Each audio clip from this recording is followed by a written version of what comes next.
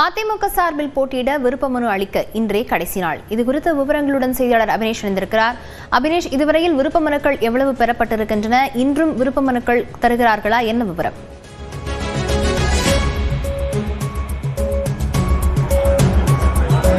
அடுத்த ஆண்டு தமிழ்நாட்டில் நடைபெற உள்ள சட்டப்பேரவை பொதுத் தேர்தலில் அஇஅதிமுக சார்பில் போட்டியிடக்கூடியவர்களுக்கான விருப்ப மனு என்பது கடந்த திங்கட்கிழமை முதல், அதாவது 15ஆம் தேதி முதல் விருப்ப மனு அளிக்கப்பட்டு வருகிறது.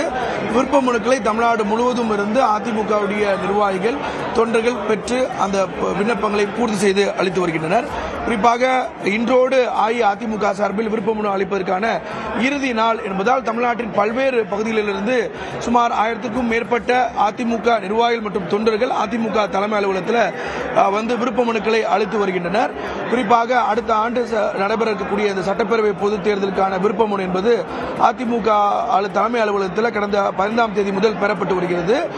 ஒவ்வொரு விருப்ப மனுவோடும் 15,000 வங்கி வரைவுகளோடு சேர்த்து விண்ணப்பங்களை பூர்த்தி செய்து அளிக்க வேண்டும்.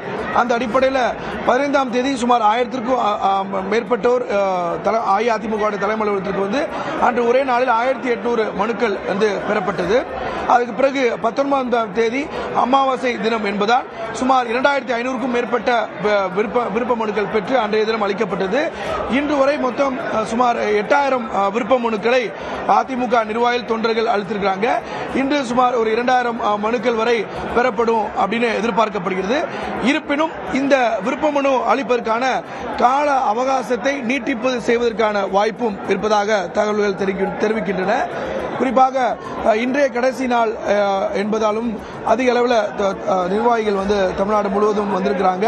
ஒவ்வொரு ஆண்டும் அதிமுகவை பொறுத்தவரை விருப்ப மனுவை பொறுத்தவரை பொது தொகுதிக்கு ஒரு தனியான ஒரு 25,000 அதே போல தனி தொகுதிக்கு 15,000 கட்டணம் என தனித்தனியாக அறிவிக்கப்படும். ஆனால் இந்த ஆண்டு அப்படி அந்த அறிவிப்பும் வரவில்லை. அனைத்து தொகுதிகளுக்கும் 15,000 ரூபாய் வங்கியில வரைவு ஓலை எடுத்து அதை விண்ணப்பத்தோடு பூர்த்தி செய்து அந்த மனுவை அளிக்க வேண்டும் அப்படிங்கிறது தான் இந்த ஆண்டு அந்த கடைபிடிச்சு வராங்க. எனினும் இன்றோடு கடைசி நாள் அப்படிங்கிறதுனால அதிக அளவில் வந்திருக்கிறாங்க. இந்த விருப்ப மனு அளிப்பதற்கான கால அவகாசம் நீட்டிப்பு செய்வதற்கான வாய்ப்பும் இருக்கிறது.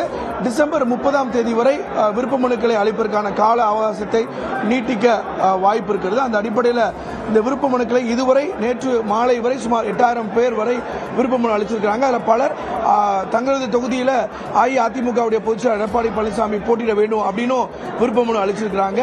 அந்த அடிப்படையில் இன்று சுமார் 1000லிருந்து 1500 வரை விருப்ப மனுக்கள் பெறப்படும் அப்படின்னும் எதிர்பார்க்கப்படுது. அந்த அடிப்படையில் இந்த கால அவகாசம் டிசம்பர் 30ஆம் தேதி வரை நீட்டிப்பதற்கான வாய்ப்பு இருக்கிறது. அதற்கான அறிவிப்பு இன்று மாலைக்குள் வரும் எனவும் எதிர்பார்க்கப்படுகிறது. லாவண்யா, விவரங்களுக்கு